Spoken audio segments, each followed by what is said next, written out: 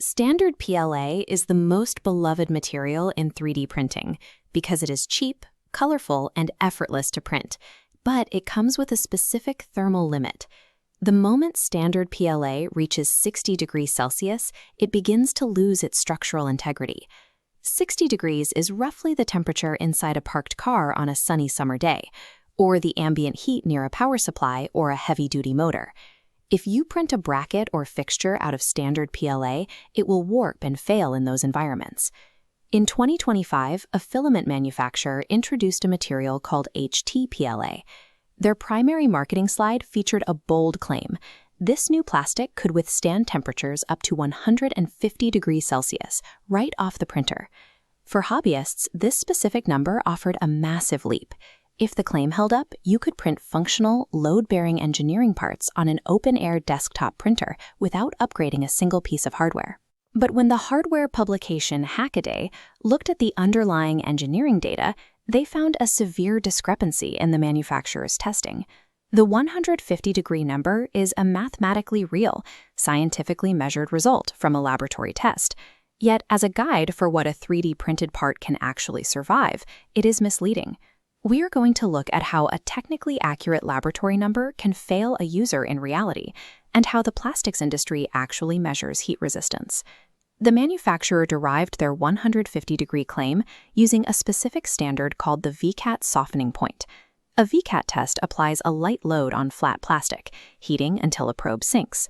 Contrast this with HDT, which suspends a bar and applies a heavy weight to measure when it sags, replicating a functional part holding physical weight in reality.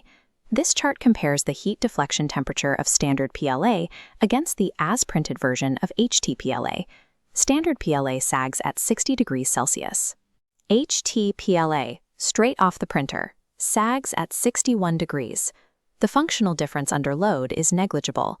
Passing a surface-level softening test in a lab means nothing if the part bends out of shape the moment you apply mechanical stress. If the as-printed heat deflection numbers are that low, the question remains: how does HT-PLA achieve any genuine heat resistance? The answer is a secondary step. To get the advertised heat performance, the user must put the printed part through a post-processing method called annealing. Annealing involves baking the finished print in a controlled environment, like an oven or a heated filament dryer, at 100 degrees Celsius for roughly 30 minutes. Once you do that, the crystal structure of the plastic changes. Top-tier HT-PLA formulations that have been properly annealed genuinely achieve a heat deflection temperature between 135 and 140 degrees Celsius.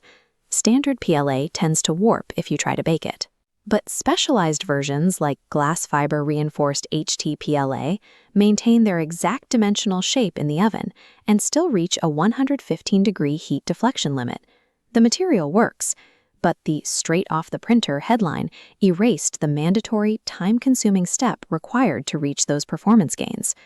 Once we strip away the misleading headline and factor in the annealing process, we can find where HT-PLA actually fits in a functional workshop. This chart compares the stiffness of common engineering plastics. Standard ABS measures between 1,800 and 2,550 megapascals. Premium HT-PLA pushes past 3,600 megapascals, offering higher rigidity and resistance to bending. ABS provides a consistent 80 to 105 degree heat deflection limit without needing annealing. But to print ABS successfully, you have to use an enclosed, heated printer, and you must vent the fumes it produces. Polycarbonate is far superior for sustained extreme heat and impact. However, polycarbonate is finicky, demands high nozzle temperatures, and requires extreme moisture control to print properly. HT-PLA doesn't replace polycarbonate for extreme applications. Instead, it creates a powerful middle ground. It gives hobbyists rigidity and high heat resistance using standard printers, avoiding the fumes and complex enclosures of traditional engineering plastics. The 150-degree claim was not a lie. It was a carefully selected best-case scenario. It illustrates the gap between a number designed for marketing appeal and a number generated to predict engineering utility. HT-PLA is a capable material for functional parts, But understanding how to look past a technical headline to find the testing method is what turns a marketing promise into a reliable engineering decision.